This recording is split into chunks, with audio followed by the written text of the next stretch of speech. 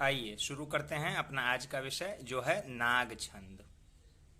नाग छंद 25 मात्राएं प्रति पद वाला छंद है।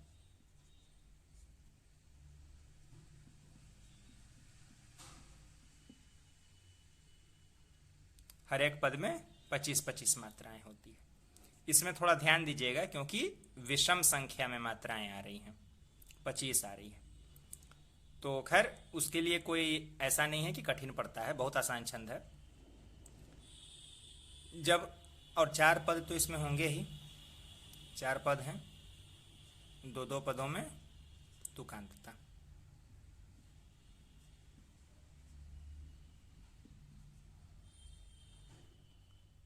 सही। अब देखिए, चूंकि ये 25 मात्राएं हर एक पद में इसमें होती हैं, तो इसकी जाति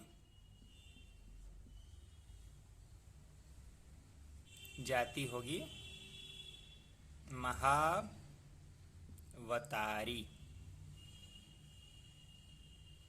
महावतारी जाति के अंतर्गत ये आने वाला छंद है नाग छंद। अब विशेष बात जो इस छंद में हमको देखनी है वो है इसकी मात्रा बांट। चूंकि 25 मात्राएं हैं और इसमें एक विशेष मात्रा बांट भी निर्धारित की गई है। क्या है वो ये देखिए। इसकी मात्रा बांट होगी 10, 8, 7। बस यही इसकी मात्रा बांट है। कुल मिलाकर 25 मात्राएं, 10, 8, 18 और 7, 25।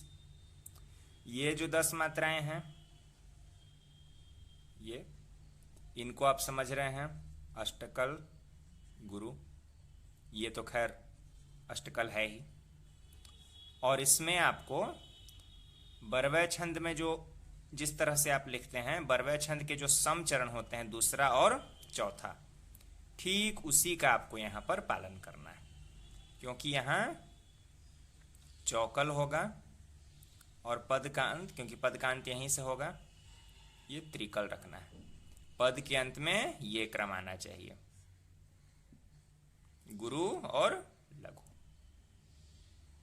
तो ये जो 7 मात्राएं जब हम लिखेंगे तो बिल्कुल बरवै के सम चरणों के जैसा, यानी दूसरे और चौथे चरण के जैसा इसका संयोजन होगा मात्रा का। तो 10, 8, 7 यही इसका तरीका है। बाकी इस छंद की लय बहुत बढ़िया है। अभी मैं उदाहरण छंद दूंगा तो आप खुद देख लीजिएगा। आइए अब देख लेते हैं। मात्रिक छंद है तो इन सबको आपको मात्राओं के हिसाब से रखना है, बस यहां पर गुरु लघु रखना है। आइए उदाहरण छंद इसका देख लिया जाए। यहां देखिए मैंने 2 पद लिखे हैं, लंबा छंद है। ऐसे ही 2 और पद आप लोग लिख लेंगे, पूरा छंद कंप्लीट हो जाएगा। नाग छंद।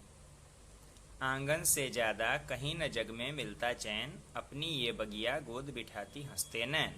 उदाहरण समझाने के लिए 2 पद मैंने लिख दिए।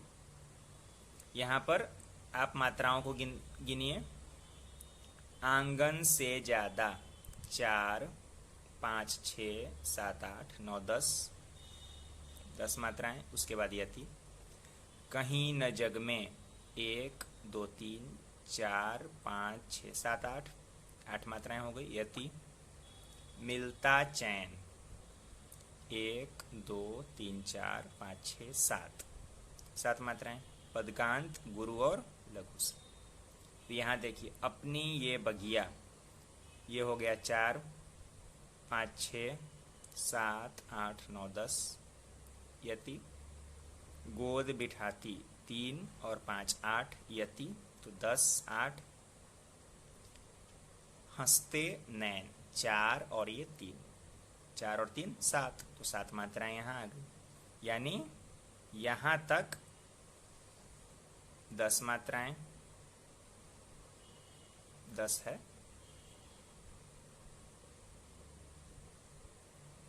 यहाँ पर 10, उसके बाद यति, यहाँ से यहाँ तक 8 यति, और ये 7। तो यही हो गया आपको नाग छंद लिखने का तरीका।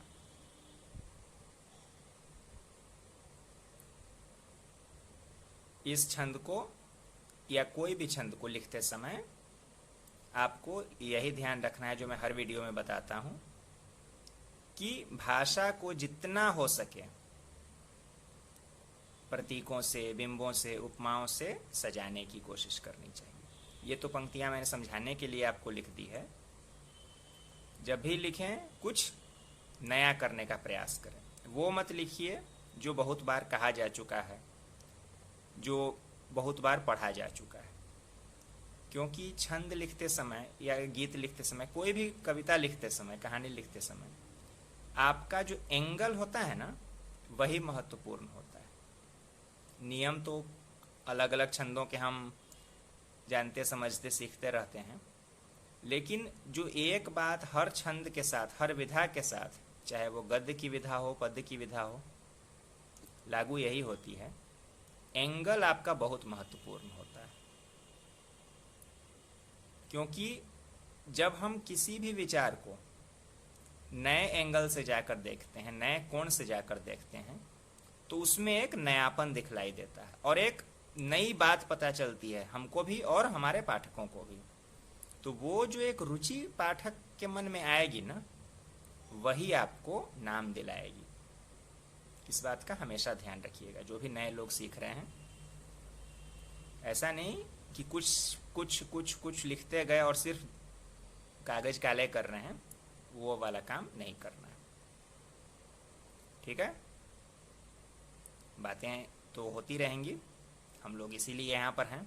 आपसे, हमसे मिलने का ये चैनल माध्यम है।